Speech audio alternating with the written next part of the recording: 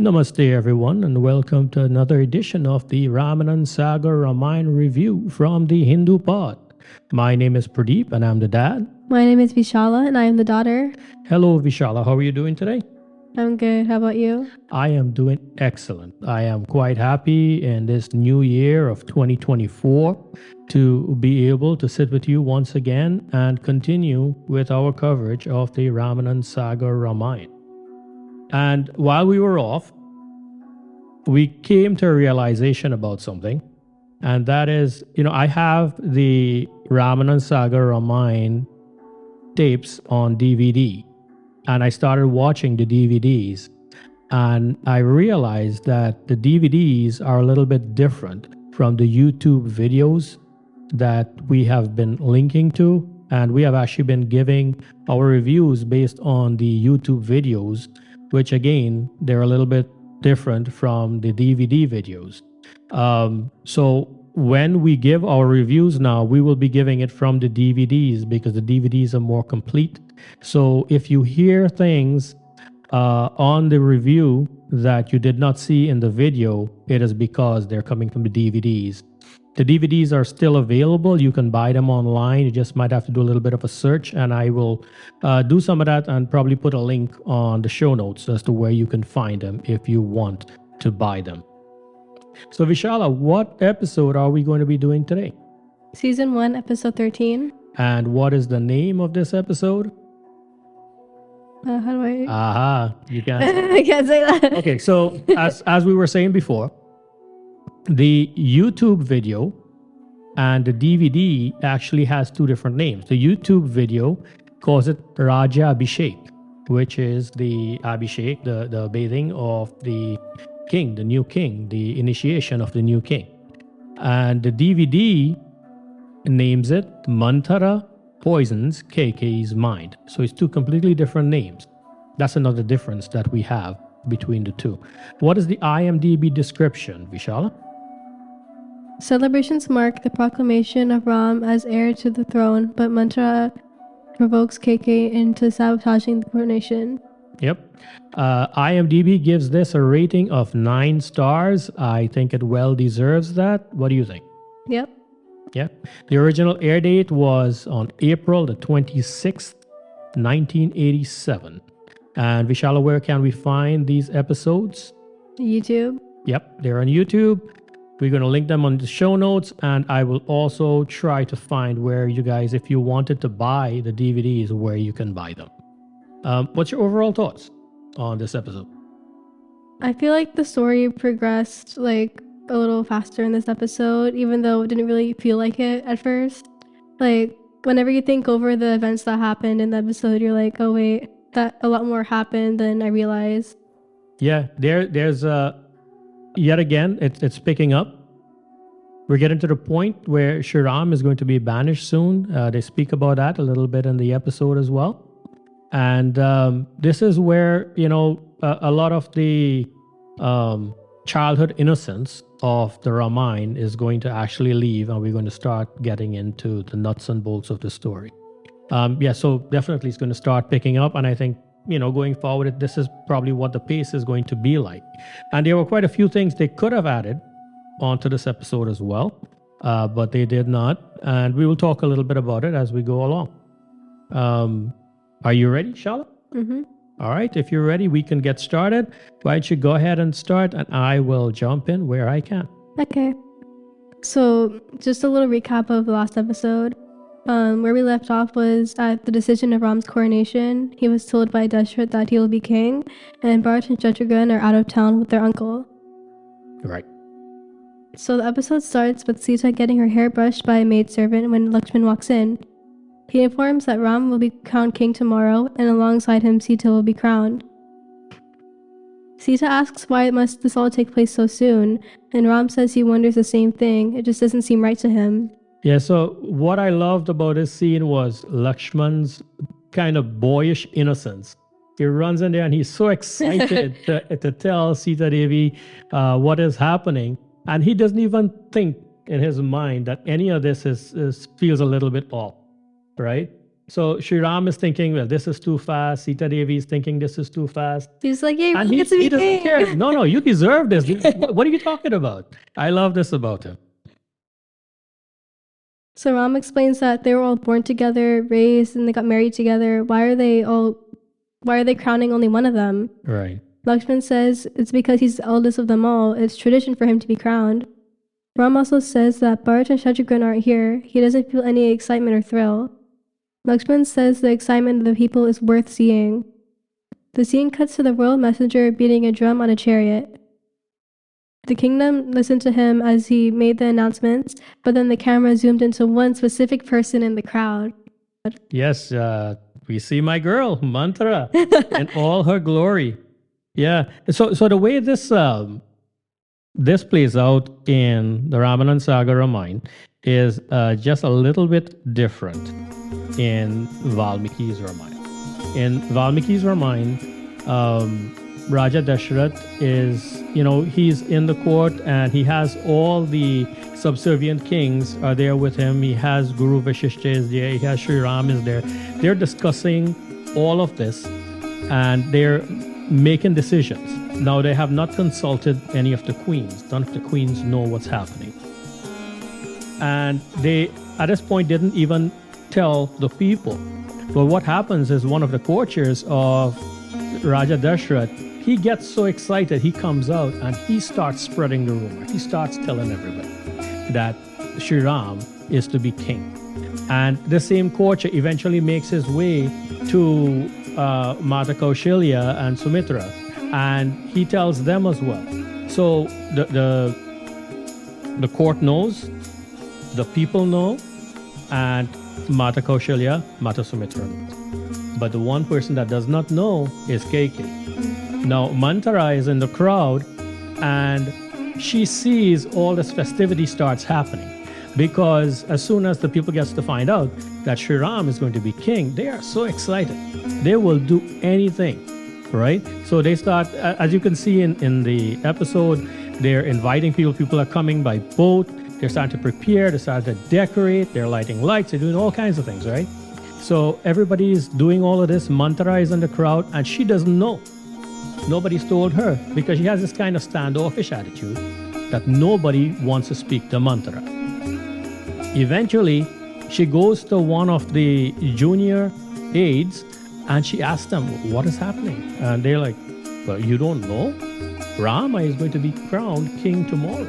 And when she hears this, she flips out, like we see here in the episode. She flips out and her first thought is, I need to get to Kaikayee. I need to go to Kaikayee. So this is actually the way it plays out in Valmiki Ramayan. Now, of course, Ramanand Sagar would have taken into account multiple versions of Ramayan as we see it in the opening credits. So, this is the way that he decided he was going to portray it based on all the research that he did. I just wanted to give a little bit of how Valmiki Ramayan says it. Okay, so yeah, we see Manthara in the crowd, and she seems surprised by the news given, which is most likely the news of Ram being crowned king. The festivities start, and people start playing music and celebrating. While everyone was preparing and getting ready, Manthara was barging through and pushing through everybody. I see Manthara, she's going crazy. She starts to fight with people. There's this flower lady. She has a thali in her hand. She takes a thali, she throws it up in the air, flowers all over the place. Manthara, I tell you, she is in her full glory. So soon they start laying out diyas, but then Manthara comes out and she starts destroying the diyas and throwing everything over. And did you notice her literally stepping on the fire? Yeah, I don't know how her clothes didn't catch fire. Did you see the blind guy? Yeah. Yeah, there was a blind guy there and he was singing the song and he starts to say that, oh eyes, please, just for today. It was so touching, He's saying, just for today, eyes, please, let me just see. Let me see Rama, just for this one day. And then you could stop working again if you want. But I just want to see my Rama. It was such a beautiful thing.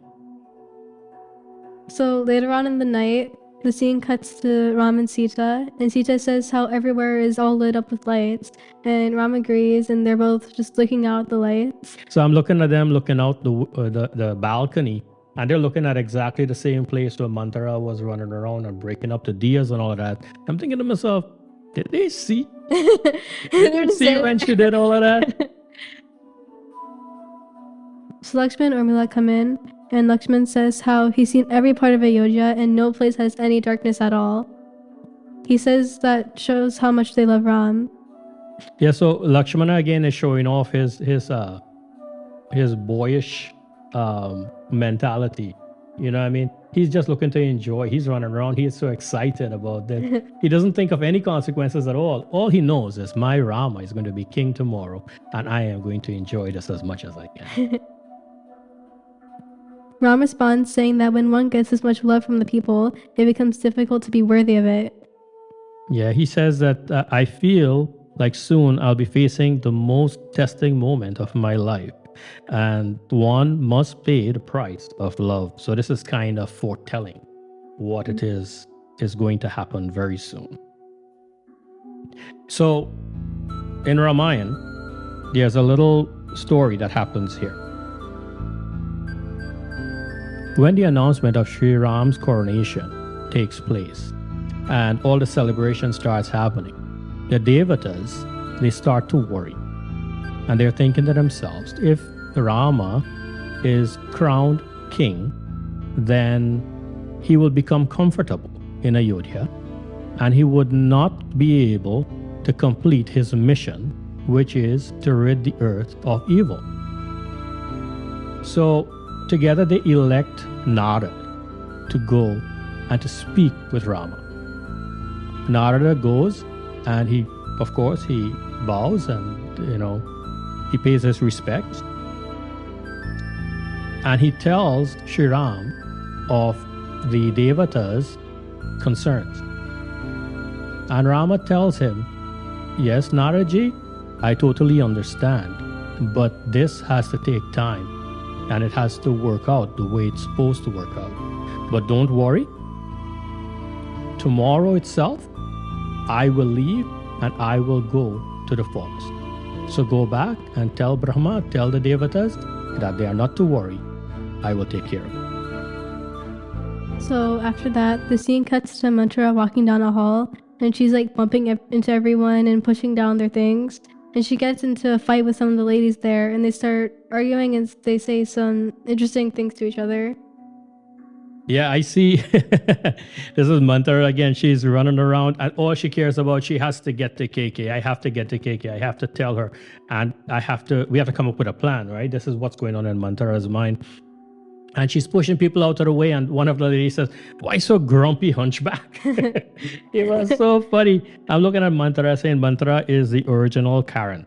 This is who this lady is. She doesn't care about anybody else. She's just going to go and do what she wants to do. Manthara is one of my favorite characters in Ramayana, and I will tell you a little bit about the story of Manthara. When Prithvi Mata went to Lord Brahma to ask for help because of the havoc that Ravana and Kumbhakaran were reaping on the earth, Lord Vishnu comes and he says, don't worry, I will come as Rama. I will take care of it. And then Lord Brahma tells all the Devatas to go and take birth on earth in the form of monkeys because Rama will need their help when the time comes to defeat Ravana. All the Devatas go and they do as they're told.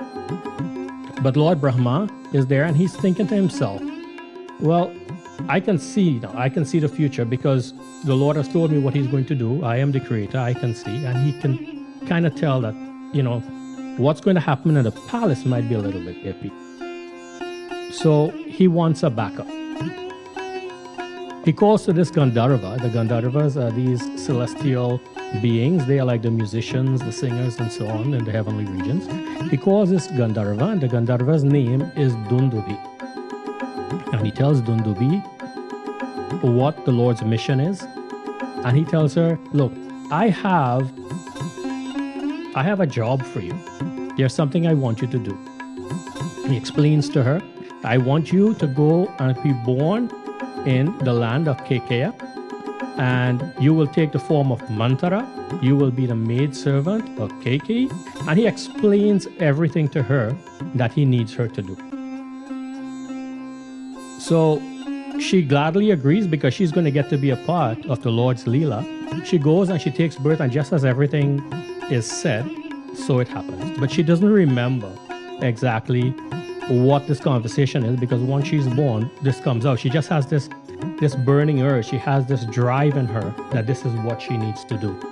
So she continues along this path, and she goes and she becomes the maidservant of Kaikayee. She moves with Kaikayee. When she gets married to Rajyabhishek, she lives with her, and she's a maternal figure to Kaikayee, because Kaikayee lost her mother when she was very young. Her father had exiled her mother from his kingdom. So she didn't have her mother to grow up. So Manthara becomes this maternal figure to her as well, not just a maidservant. So when we see the relationship between Manthara and Kaikayee, the way Manthara is able to speak to Kaikayee in a rough tone and tell her exactly what she has on her mind, it is because of this, because of the history between Manthara and Kaikayee. The beautiful thing about Manthara is that after everything happens,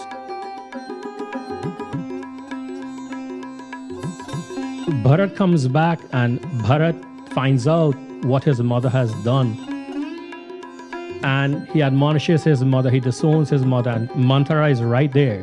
And Manthara sees that after I have done all of this, look at the harm, look at the hurt I have caused to Kaikayee. Look at the hurt I have caused to Bharata. And these are the two people I love the most in the world. How could I possibly have done this?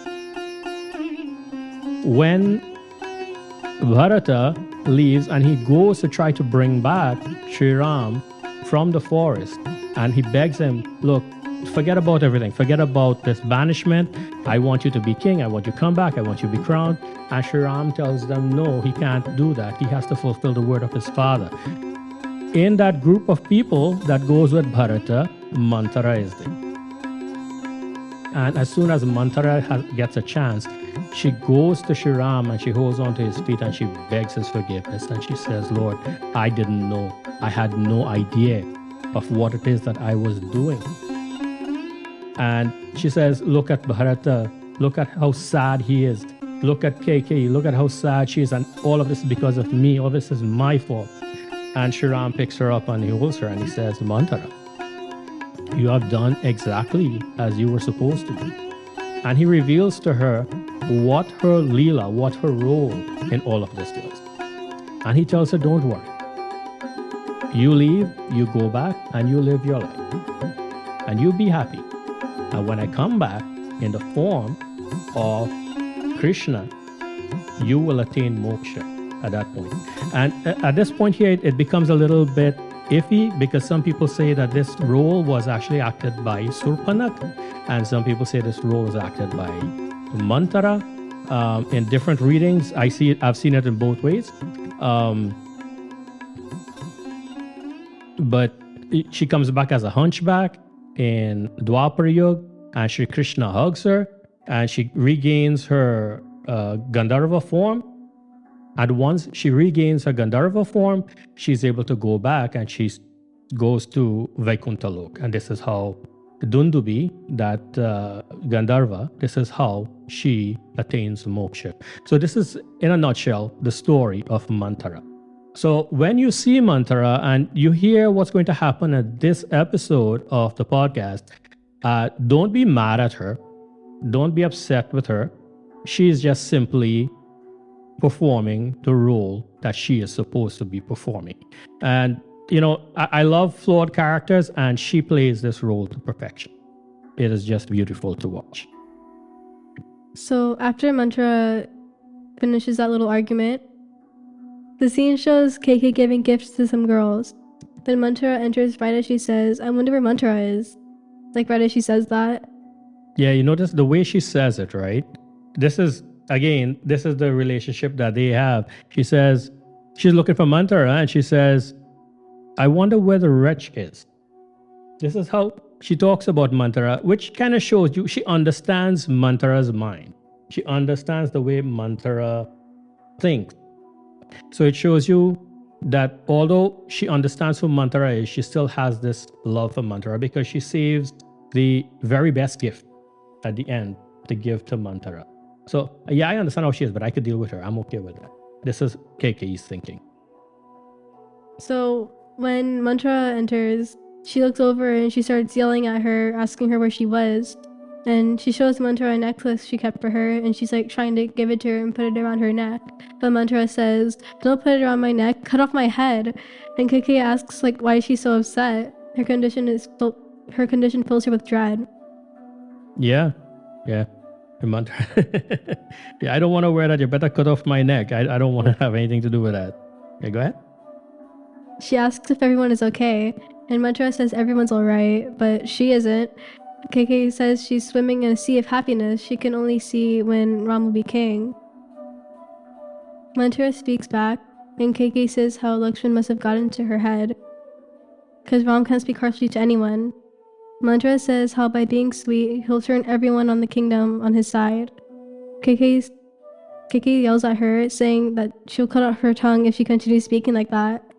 After all, Raam is the eldest, and he alone can be king. Right, so at this point here, she's starting to show her love for Rama, right? At this point, she's still, she has this undying love for Shri Ram. You know why Kaikayee loves Rama so much? When Rama was small, when he was a baby, a toddler growing up, he had developed this really close relationship with Bharata. And in this relationship with Bharata, he would spend a lot of time in Kaikayee's palace. He grew up with Bharata, and they both, between all of them, were the closest. Now, a lot of us, we think that Rama and Lakshman were close, but the relationship between Rama and Lakshman is more of Lakshman being subservient to Ram. The relationship between Rama and Bharata is more of equals, and they show their love for each other like that. And as Shri Ram is growing up, he's in the palace, he's growing up with Bharata. Him and Kaikayee Mata also becomes very close. And Kaikayee even says in Ramayan that Rama is even nicer to me than Bharata is. Rama treats me so much better than even my own son treats me. There is no way that Rama is ever going to do anything like this to me. But while he's growing up in the palace, Manthara sees this. She sees the love that Kaikayee has for Rama, and she begins to become upset because she feels like Kaikayee shows too much love for Rama and she doesn't show enough affection for Bharata. And she even gets to hate Rama even more when, as a child, one day Rama is playing and he has this little ball. And as he's playing with the ball goes close to where Manthara is. And Manthara, she's a hunchback, she's walking with a stick, and she sees the ball coming and she's going, ah! She thinks that this ball is going to come and it's going to throw me down, right? So Rama sees this and Rama thinks, oh, this is a beautiful opportunity for me to act my Leela.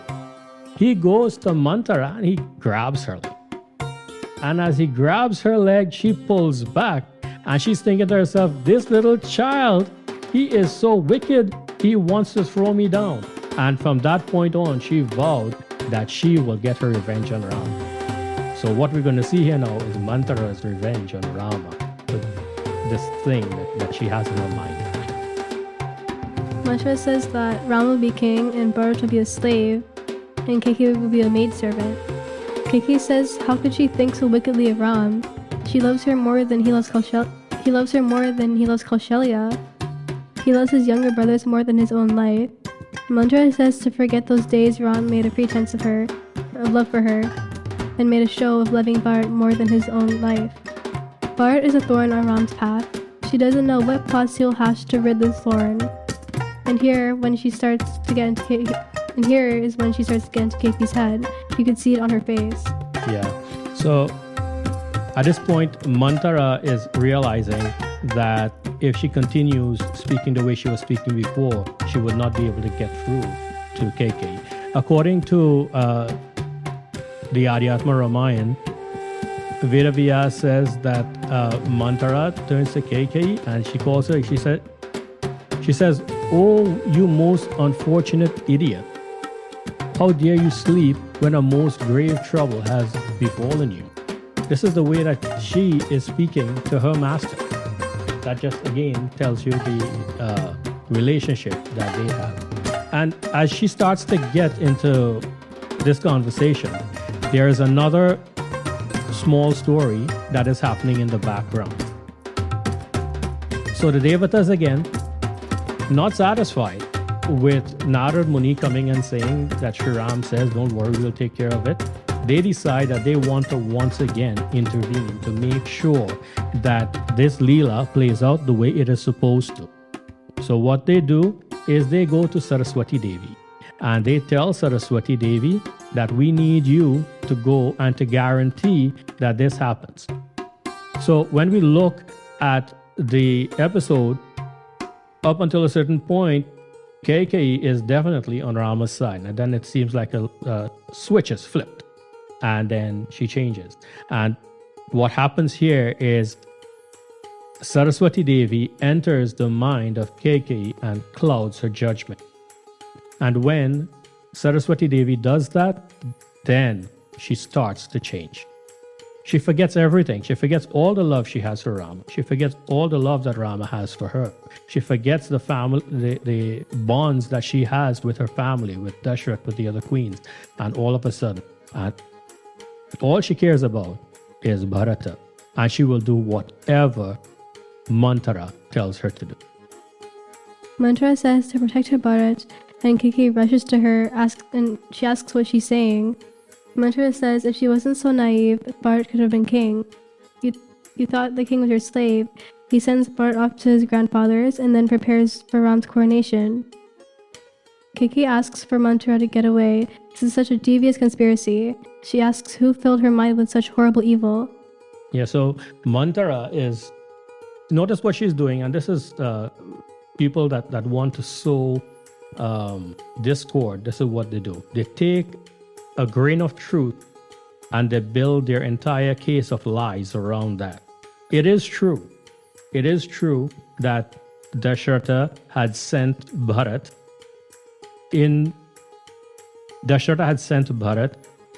to visit his grandfather, and he sent Shatrughan with him as well. But he didn't send them for that. He sent them because the grandfather was ill. And the grandfather wanted to see them. That is why he sent them. But Manthara is taking this and she's using this as fuel for that fire and getting into Kaikeyi's head and using it as evidence. Kaikayee asks, what does she gain from this? But then Manthara says that it's her gain. Not everyone in the world is selfish. She says that she's raised her and done all these things for her. She's not being selfish. Manthara tells her that she'll become a servant, and Kaikayee refuses to believe that she could be anyone's servant. Manthara says that Kaushalya would make her wash her feet, but Kaikayee refuses to believe that would happen. She says that before making the decision of Ram's coronation, he didn't even check with Kaikayee. She says that King Dashrath and Kaushalya both conspired behind her back, even though we know this isn't true. So once again, she's taking a partial truth and turning it into, weaving it into her web of conspiracies. Yes, it's true that Dashrath didn't consult her in making this decision, but it is also true that Dashrath didn't consult any of the queens in making this decision.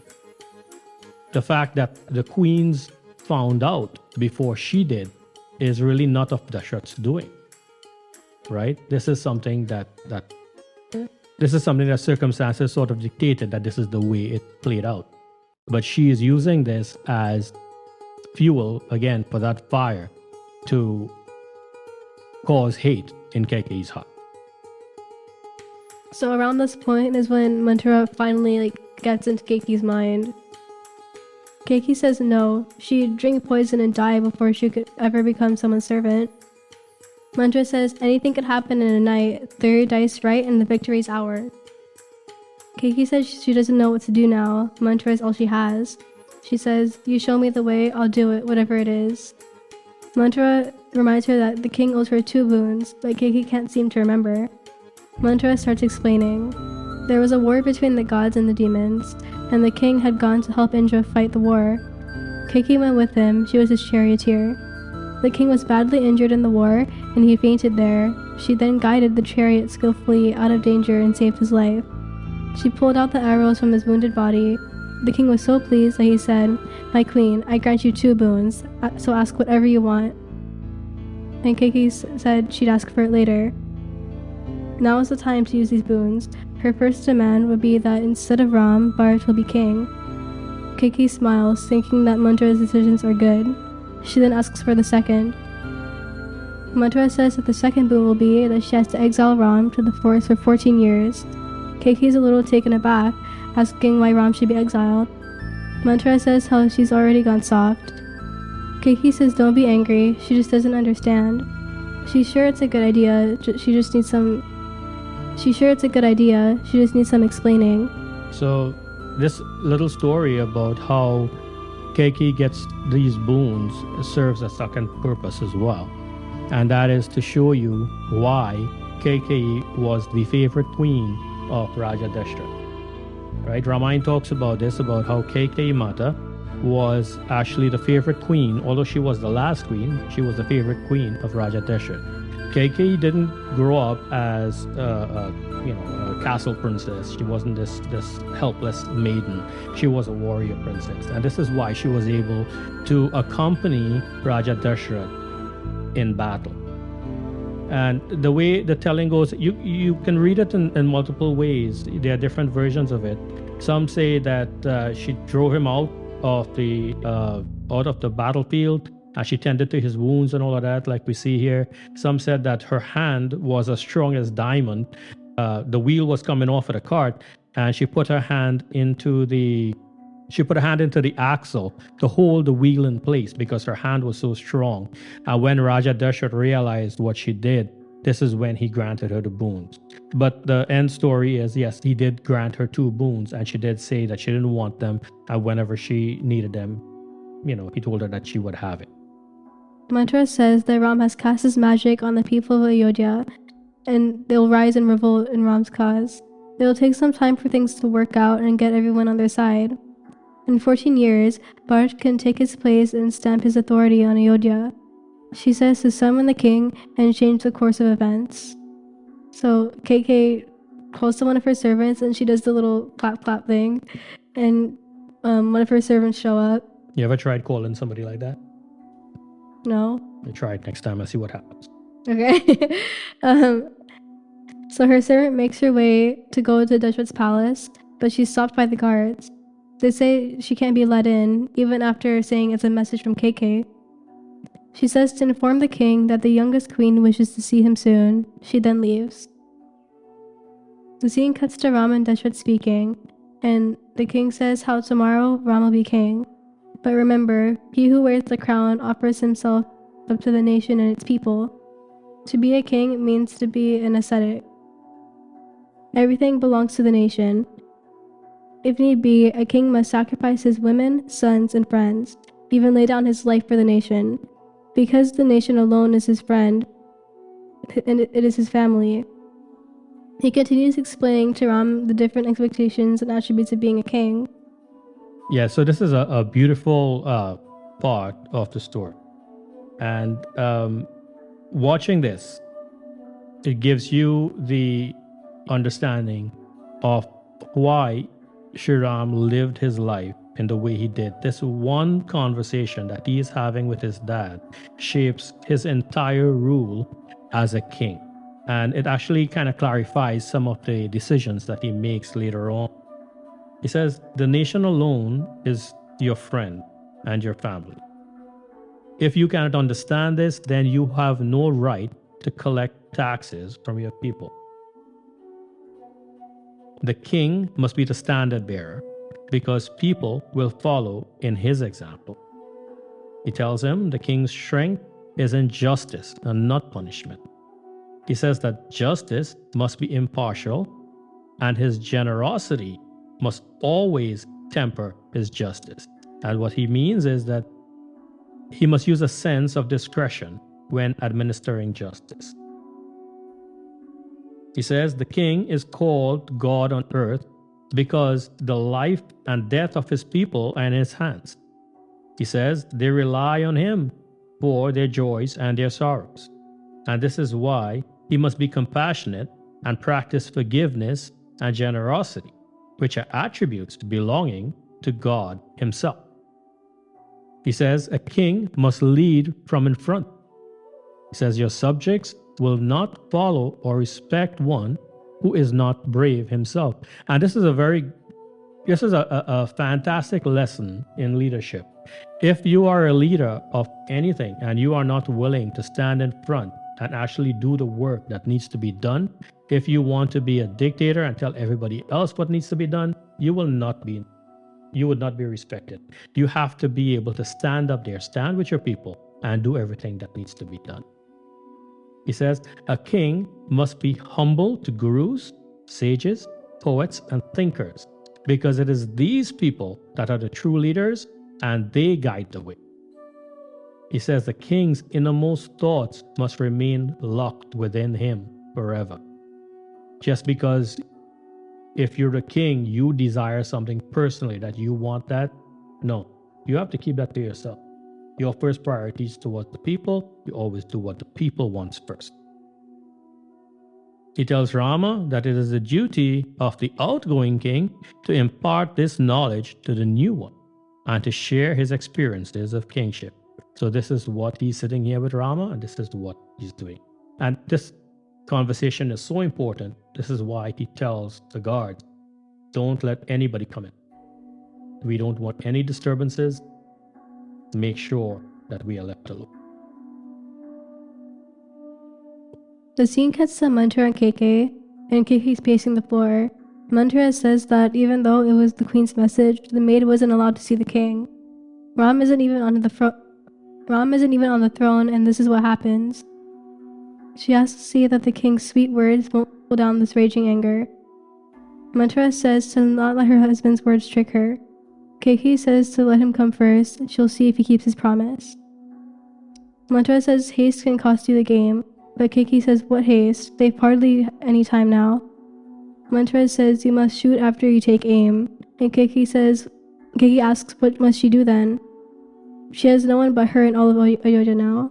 Yeah, so Kaikayee is at the point that she is ready to give in, right? We'll see how Rama rules if Dasharatha doesn't want to come and Dasharatha doesn't want to do what he's supposed to do. And Manthara tells her, well, so quickly you're ready to give up? And Kaikayee tells her, he says, Manthara, you are all that I have. You tell me what to do. She puts her entire faith in Manthara, right? Somebody that is so strong, so powerful. We just spoke about Kaikayee being a warrior princess. She takes all of her good judgment, all of her best judgment, and she throws it out the window. And she turns to this person and says, you tell me what to do. Which in itself is a very great life lesson. Manthara says to throw up all these royal adornments, take off all jewels, and go to the house of displeasure. There on the floor, act mournfully, and let your eyes be swollen from weeping, even if they're false tears. Kaikayee looks at her confused. She asks how would that help, and Manthara says that her pitiable state will drive the king to mindless anxiety. He'll then fall at her feet, begging for her to tell him what's wrong. She must not say anything, just shed tears. So Manthara tells her that when the king comes and he sees you like this, he will fall to your feet, begging you, asking you what's wrong. And then when that happens, she says, don't speak. Don't speak, just keep crying. Don't answer any of his sweet words. And then, when the time is right, then you make him promise on Rama's name that he will do whatever you ask. And not until he does this do you say anything. Wait until he makes that promise before you utter another word. The scene cuts to Dasharatha and Raam walking out of a room and to the guards from earlier. The guards tell them about how Kaikeyee's maid wanted to come in. He tells the king how the queen requested his presence at once. Dasharatha turns to Raam, telling him to go to his room and Guru Vasishtha will be there.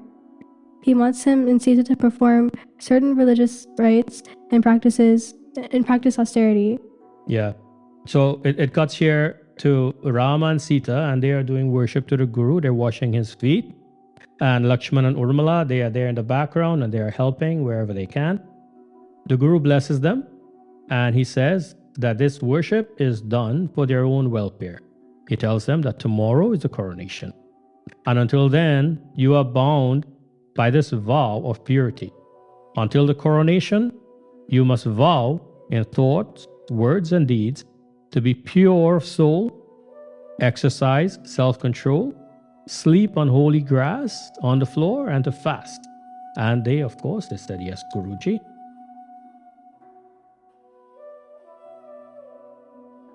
So the scene shows Dashrath walking to Kaikeyi's room, but she's nowhere to be seen. He calls for both her and Manthara, but neither of them respond or are even there. Kaikeyi's maid comes out, and Dashrath asks where Kaikeyi is. She responds that Kaikeyi is at the house of displeasure. Worry strikes Dashrath's face as she says this, his eyes widening, and then the episode ends there. Yep, that is it. So you excited for the next one? It's gonna be interesting. It will be very interesting. I'm telling you, this is going to be really good. I can't wait to see it. Was there anything in particular that you liked about the episode? I liked Manthara's actor. The way that she did things when acting, like little small details that helped build her character. Like, it's like, you know how like she would like do that thing with her eye? Just like little small details. It's not only because like she'd occasionally do things to make us laugh, it's because like she just like puts in like little details, like just to make her character better. She did an amazing job. If you Google her, look her up and see how she actually looks. It was a total transformation for her. She's played by an actor. Her name is Lalita Pawar. For me, the thing that I particularly liked about this one was watching that scene with Shri Raam and Dashrath, coming to the end where Dashratha is imparting all this knowledge to Shri Raam. And knowing that what will happen in the future, and knowing the decisions that Rama makes, now it makes more sense that, okay, this is why he makes these decisions, because of these are the instructions that his dad had given to him. And if he is following the words, he's following the wisdom of his father when he makes these decisions. So I like that. I liked watching that and kind of giving me a better understanding of Ramayana by seeing that. Is there anything that you disliked about it? Not really, no. No, it was pretty good. I really liked it. And I don't know if this is a dislike. I really don't like this category we have called disliked, because most of the times I really like everything. But if there was something that I would change, I would probably try to show a little bit more of the Devata's interference, in shaping the story. Because, when you watch it, the way they portray it, it does make sense. It makes 100% sense. But when you add in these couple little things, it clarifies it even that much more. And I understand that, they only have a certain amount of time to put this on the screen. But, it would have been nice. Maybe cut back a little bit on some of the songs or something and put, it would have been nice to see Nare. It would be nice to see Saraswati Devi, this kind of thing. It would have been nice. Was there anything that stood out to you in particular? Nothing really. Just like more, they have, like I said before with Manthara, they just put little details throughout the show. Just like the thing with Manthara's eye, they add in little things. Like, remember the blind guy? They just add things to the show to make it more touching. And you're just kind of like, oh, they did that. Yeah, this show, you can tell this show was a labor of love. This particular episode was a labor of love. They did everything they could to give you that feeling of being in Ayodhya and seeing what these citizens were going through, seeing the emotions that they were feeling at the time, and even showing the emotions that Manthara had at the time. Everybody was on their A game in this episode, I think. And for me also, what stood out to me most of all was, Miss Lalita Power's acting. She literally became Manthara. She was so good in this role that anytime, anywhere somebody thinks about Manthara, they think of her. She is the image that comes to their mind. She is so perfect in this role. She is fully engrossed, and she becomes this person that you can just look at her and you can just hate. Right? Because this is who Manthara is. If you don't understand the backstory and why she did what she did, you would just look at her and say, why this woman is so wicked? She changes everything. The entire Ramayan changes. The entire story changes. The Leela happens because of Manthara. And Lalita Powers, she does this perfectly. She is the standout performance, 100%. All right, so that's it. I think we got everything. Do you think we missed anything? No. So I just want to thank everybody for being a part of this and for listening to our podcast. Please remember to like, share, subscribe, and this will help others to find the podcast. It helps to bump us up in the feed. If you want to send us an email, you can email us at thehindupod@gmail.com. If you want to send us a text, you can text us at 281-804-9616. You can also search for The Hindu Pod on Facebook, and you will find our Facebook page. If you're living in the Houston area, you can find us on most Sundays at the Sanatan Dharm Mandir for Sunday Morning Satsanghs. And for now, until the opening of Shri Ram Janam Bhoomi in Ayodhya, we will also be observing Thursday night satsangs at the Mandir. So if you are available on Thursday evenings from 7 to 9, we will also be having Ramayan Satsang at the Mandir. The Mandir is located at 12918 Player Street in Houston, Texas, 77045. This podcast is sponsored by HinduHandcrafts.com. Please visit HinduHandcrafts.com for Hindu religious-based items such as framed pictures, walled plaques, tapestries, t-shirts, clocks, and so on. They are perfect for puja use, home decor, or gifts. Until next time, Jai Shri Ram.